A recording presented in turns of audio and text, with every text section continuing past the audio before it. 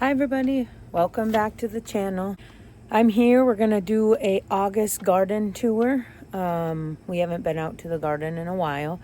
Unfortunately, the weather here decided it's gonna get cold, so it is about 64 degrees. I looked at the temps for the week and we're getting lows in the upper 40s, like 49 this week.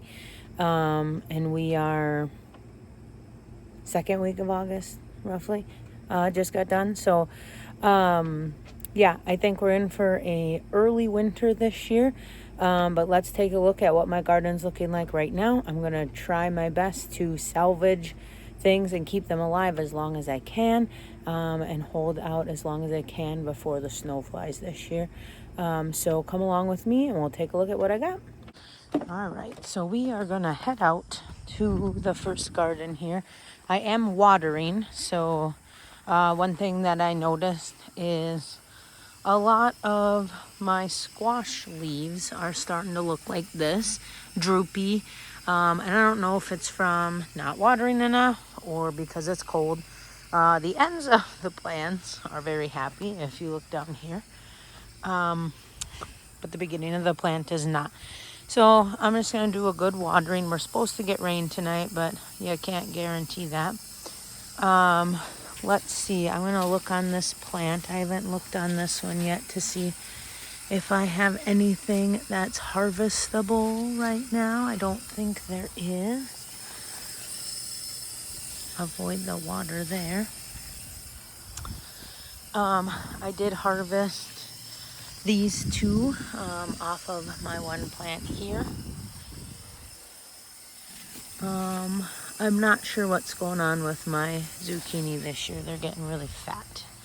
But let's move this water and move on to the next bed.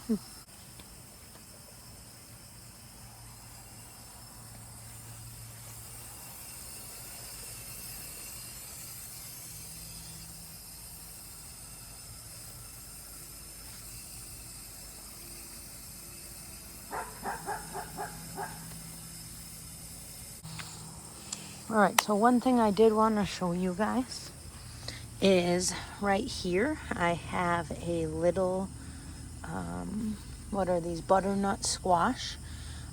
This morning I took this female flower and I pollinated this guy because up here I had one that I believe did not get pollinated and he died. So what I've been doing is I've been looking to see if there's any more male flowers. So how you know a flower is a male flower, so this one here is a male flower because as you see it's got a little tiny squash on it. This guy's male. This one here is, oh, let me zoom out. This one here is male. As opposed to a flower like this or like this with no squash attached to it. So, oh, and here's another one I see. So what I'm gonna do, I'm gonna let these guys get bigger, but I will show you. I'll take this female flower. Let's see, make sure I got some for these other guys. I'll take this female flower off the plant and show you how to self-pollinate the male flower or the male flower to make sure it does get pollinated. This one actually I think did get pollinated because he's getting bigger, and that's why he's shriveling up already. So I actually think I'm gonna go over here, and what you're gonna do is you're gonna open up. All right, so what you're gonna do is you're gonna open up the female flower and you have the center, and you are going to take that and you are going to open up the male flower Actually, I think I'm saying this backwards. I think this one is the male flower. The female has the fruit. What you're gonna do is you're going to take the pollen and put it right inside there and self-pollinate it. So if you look right in there, that's the stuff you're pollinating. All right, let's grab this water. We're gonna try to turn it off without getting doused here. And then let's bring it over to the next bed. The raspberries are done producing for now, so I pretty much stopped watering them because they need to die off for the winter. Asparagus is the same way, so I'm not watering that one either. The bed I like to go to next is this one way over here, and the reason is because then I can pull all of my garden hose out, and I can go and make sure there's no kinks in it, which I believe I do have some kinks. Molly!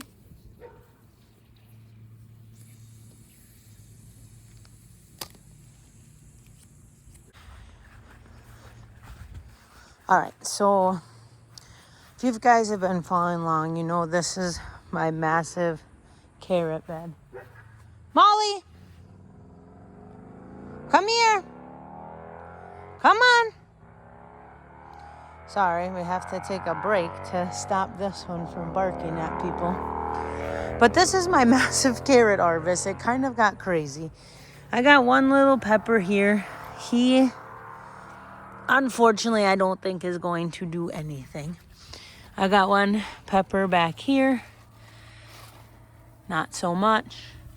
This guy, I picked a lot of his. There's one still down there. Right there. And then this guy, he's got a couple here. I'm trying to see if they're gonna turn red, because when my friend said they will, he's got a couple down there. Right here, I had lettuce planted.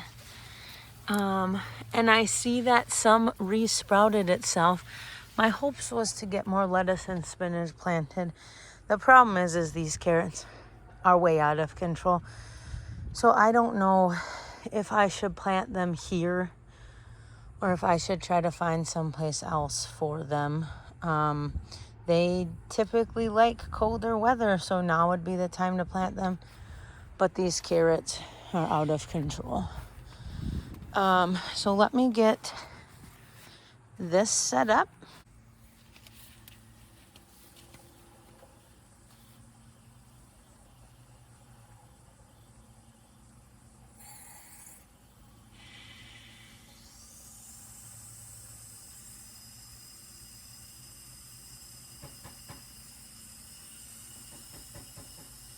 So while that waters that area, let's go on over here. I saw I had some red tomatoes. So while you're with me, I'm gonna go ahead and pick those.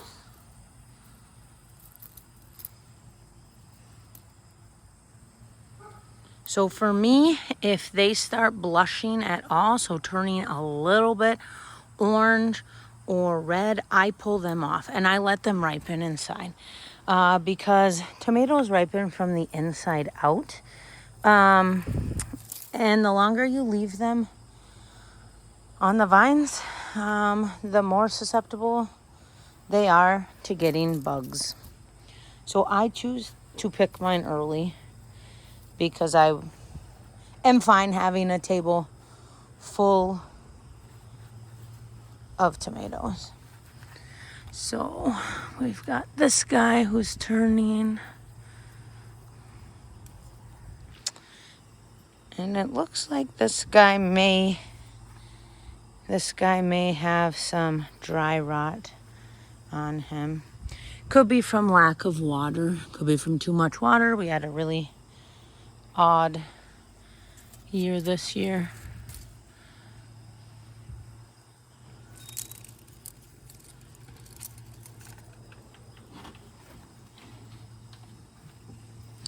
All right, and then, oh, looks like this guy does have some peppers. We're gonna let them get a little bigger. All right, so the peas here, these are actually shelling peas. So you leave these pods on till they get a pea in them. You don't eat the pods of these. I thought this plant was done, but it's got quite a few pods on it. It is starting to get some mold on its leaves, and that's because we're getting to fall. That happens all the time in northern Minnesota. So here we've got cucumbers. So we got one there. I thought I had, oh, here's my other one. We'll leave him. Oh, I heard something fall out of my pocket. I wondered what it was. Okay, let's take these tomatoes into the house and we'll come back. All right, so let's head on into the house and empty my sweatshirt pockets because my tomatoes are falling out of my pockets. So we'll empty these out here. I'm actually gonna get my other tomatoes and put them back on the table because I took them off to eat supper. My husband and I typically don't eat supper at the table.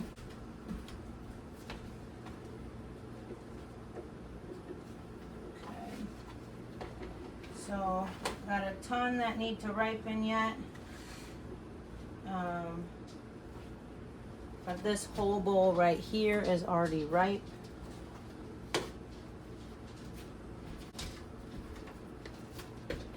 So have this bowl here. Quite a few, actually most of these are already ripe, so there's definitely not enough to do any sort of canning with, but we will definitely enjoy them fresh. And then depending on what my pantry shelves look like, that will determine if we are going to purchase tomatoes from a local produce auction. We're actually going to my parents this weekend, and we're gonna go to a local produce auction, so we might get some there. We shall see. All right, so let's head back out to the garden. We still got our water running out there. We're gonna leave the dogs inside. They finally decided they were gonna eat. Let's move the water first, and then we will keep looking at the gardens.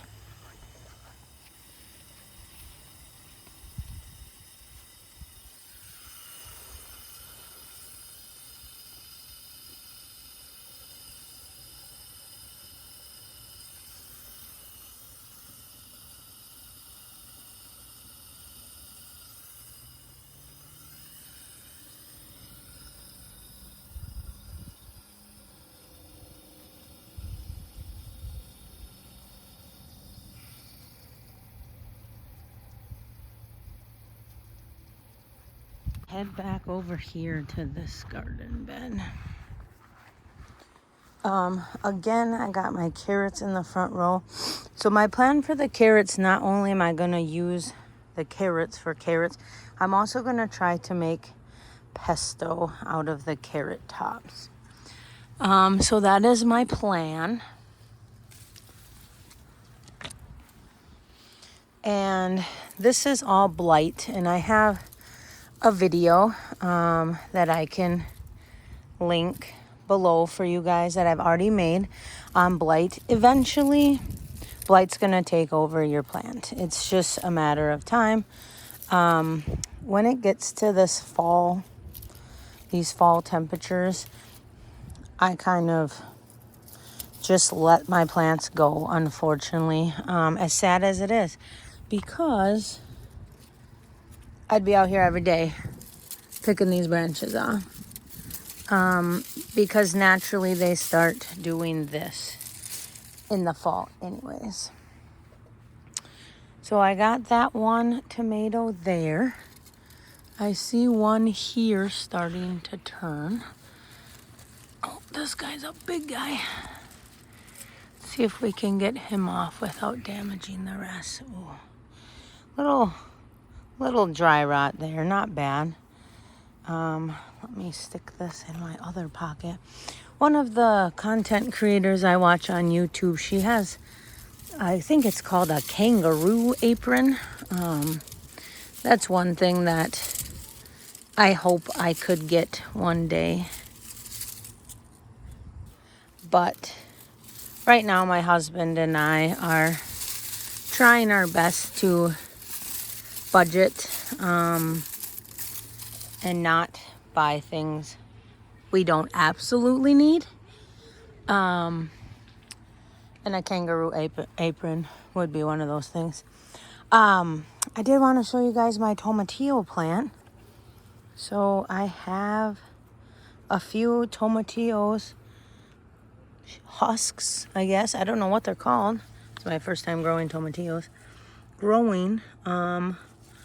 But I don't know if anything's growing in them. So we shall see. This basil down here is not doing very well. And then I've got this little purple pepper. And I'm going to go up top here onto my deck. These flowers, for some reason, they were super sad. And they perked up in this cool weather. I'm going to try to save this pot and overwinter it in my house. I'm also going to try to bring this basil in and overwinter this as well. I'm debating if I want to bring that other basil and put it in a pot like this and see what it does. But there's some cold days coming up here. And I know some people think 49 is not cold. That's us up here. We don't think it's that cold. We get into the negative lots of numbers up here in northern Minnesota. But to a basil plant, it is cold. Here's my geranium. He's looking real sad. I just found out from a coworker. I did not know this. But what you're supposed to do is the ends that flower, you're supposed to take it and break off or cut the stem way at the bottom, which I didn't know. So I've just been letting it rock. But I'm gonna hopefully bring this guy into the house for the winter as well and try to save him. But he is already looking really sad, so I might have to bring him in sooner rather than later. My problem is I have 2 cats, and one of them in particular loves to eat plants. Plants of all things, all sizes, he eats.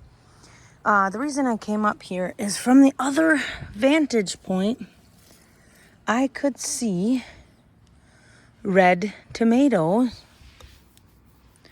on one of these vines up here, and I just couldn't reach them. But I don't know if I can find them. I might have to go back down there and just reach as far as I can reach. Probably hurt my back, but oh, here they are. I knew I saw them. All right, so I'm gonna gently, I don't want to break this branch. There they are. So I'm gonna pluck these 3. We'll leave the rest. All right, this guy here is my other geranium. He is actually looking better than the other guy. The problem is he's kind of turning yellow, but he's got new blooms coming, so You know, I'm just not sure. My problem is I am a... My problem is that I am a 1-year gardener. So I plant my flowers and then I typically let them die in the cold, harsh winters of Minnesota. And then I buy new flowers the next year. But this year, I am going to try my hardest to overwinter my flowers. All right, so we just moved the water to the Brussels sprouts. And now we just wait and finish watering. That's pretty good, Will. Oh, I'm flooding it. All right, let's put this here. Oh, the one thing I did not look at when we were under here looking at the tomatoes, friends, is this pepper. Look how big he is. We'll leave him a little longer. Any peppers changing colors? No changing color peppers yet. So my husband joined me out here. He was making us some food for the week for our lunches and came out to check on me because I've been out here too long. Okay, so we didn't talk about this bed yet. So this is the Brussels sprout and garlic bed. Garlic is probably not going to amount to anything. One, because it's getting overshaded by these guys, even though I tried my darndest to get them not to. But number two, I did not plant these in the fall. I planted them in the spring. So apparently they have to harden over winter and then start growing. So what I'm going to do, I'm going to just leave these out here as long as I can, but I will pull them out and then I might just try to plant all garlic in this bed and see what happens. If we look in here, I actually have one very nice Brussels sprout there. So that's really exciting. I have another one starting over here. So we're just going to leave this as long as we can. Last year, I tried to eat the stalk of the Brussels sprout. I wanted to use all possible parts of the plant. The stalk is inedible. We could not cut through it. The leaves, they are edible. You eat them similar to spinach leaves.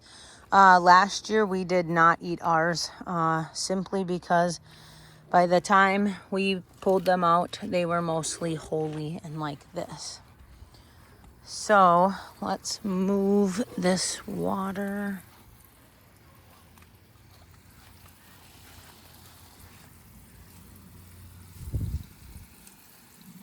All right, while that water's there, I'm going to take you to the front yard. We have one vegetable pot up there still alive, and I think I'm going to bring it to the back. In the next couple days, I'm going to come out and pick these. This is my front garden bed. My daylilies are all kind of dying off. There's some that haven't bloomed quite yet.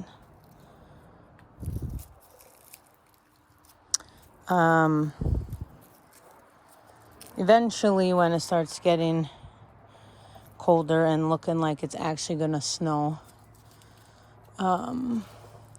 we usually get rain, quite a lot of rain actually. Before the snow, everything kind of gets wet and moldy and whatnot. But I usually come out and I cut all of these down. That way in the spring, they're not stuck to my rocks.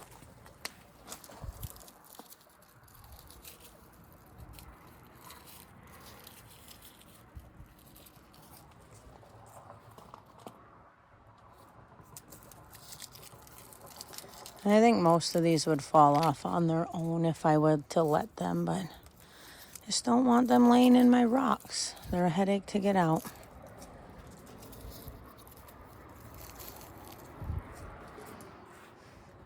And then up here in my window, I got my little pal Rascal. Back here, oh, here's a weed. Let's get him out of here. So back here, I have chicks and hens, okay? I planted this guy, this guy, this guy, and this guy. And they have sprouted little babies. So what I'm gonna do is I'm actually gonna take some of these to my mother-in-law so she can plant them in her, well, she wants to plant them indoors. This poor guy, he's pretty sad. He's probably done for. I noticed that his pot actually has a significant crack in it. So this pot will be retired.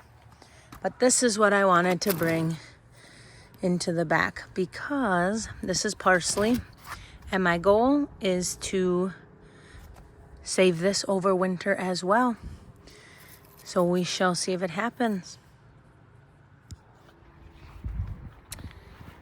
All right, so heading back to the backyard with my parsley. If my husband's still back here, I might hand it over the fence. Looks like he went in the house already. So I will put him up by the basil, I think, because the tomatoes are still giving it some shade, so it's not going to be overly hot. Let's put him over here by this geranium. Right, guys, so we are almost done watering. We have a few more tomatoes to drop off in the house. If we can get in. My husband locked the door. Come on, girls. Come on, girls.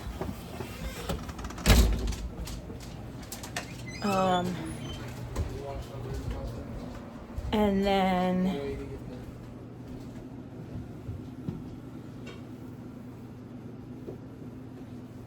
one more tomato.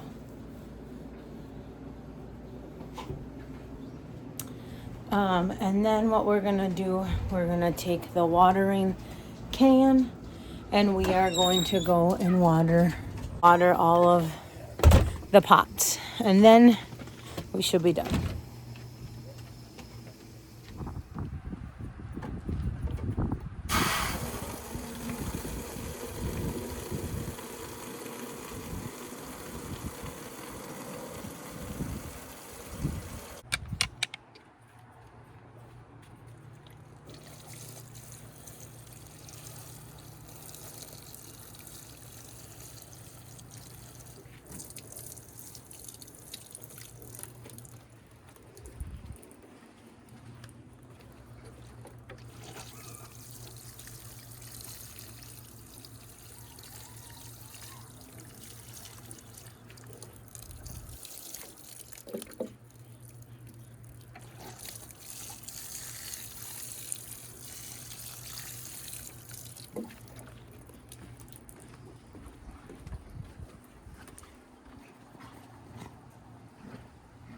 This is what I deal with while I'm in the garden. They've got one little hole right there that all of a sudden you'll see them digging in. Here they come. Oh, good Lord. All right, let's get these guys watered. And then these guys over here, I'm not sure what kind they are. I just bought them because they were pretty. And they're still kicking. So the ones I'm not going to water anymore is I'm not going to water the marigolds. She's looking for some water. Let me let her in the house real quick. Come on, Lucy. Let's go in the house. You can get some water in there. Molly.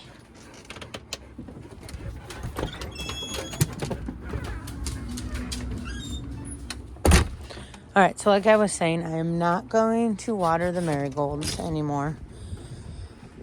They're pretty much done for.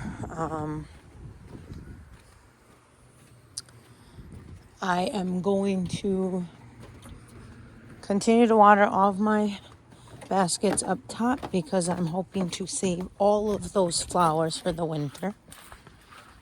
I am going to water this one because I really hope I can save this guy because he's looking really good.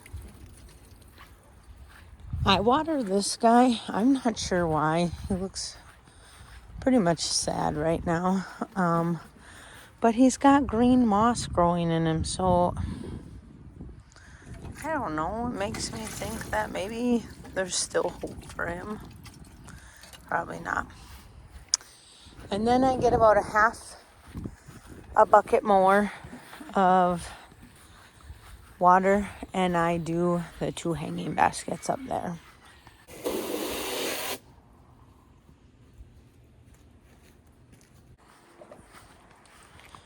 All right, so we're gonna water this guy.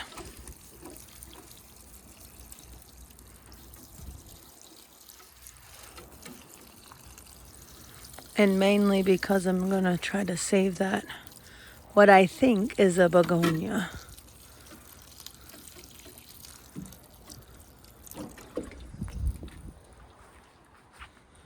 And then we'll go water this guy.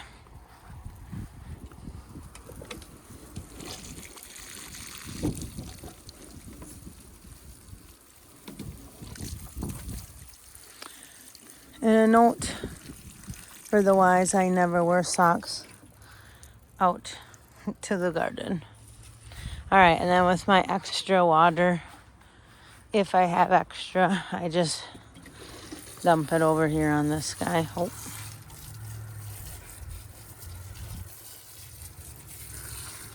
Give him a little drink.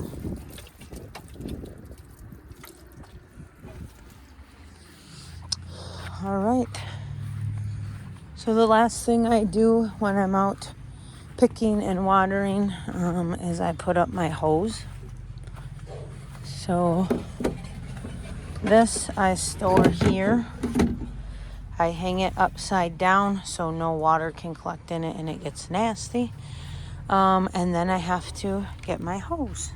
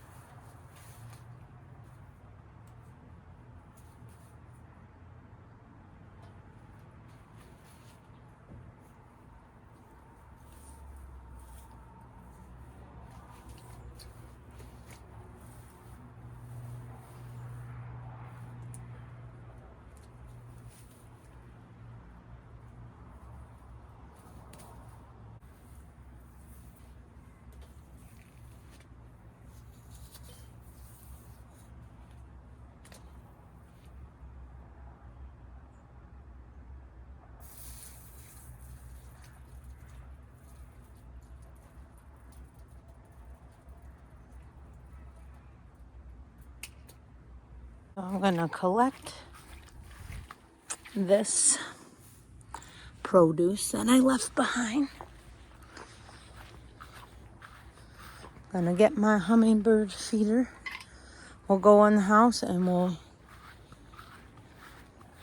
fill this up and bring it back out, and then we will be done. All right, so last thing we gotta do tonight before we're wrapped up outside is we gotta fill the hummingbird feeder. We have 4 hummingbirds at our house this year. We've never had hummingbirds before,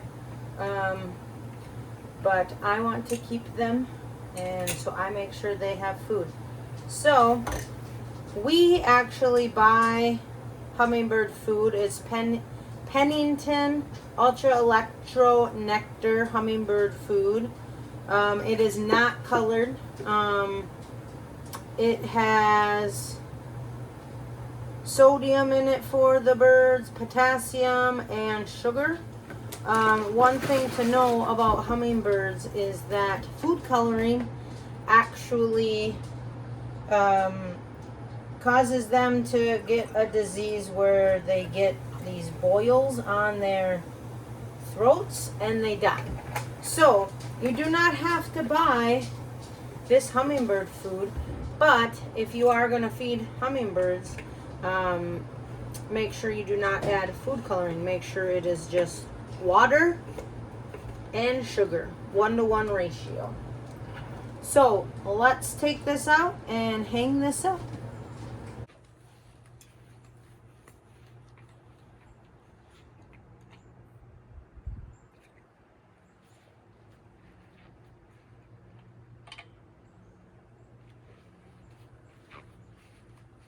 All right, everybody, so that is all I have for tonight. I have to go in. I have to get the rest of my lunch packed for work tomorrow. And then it's time to hit the hay because I have a very early work schedule. If you guys liked what you saw today, please subscribe.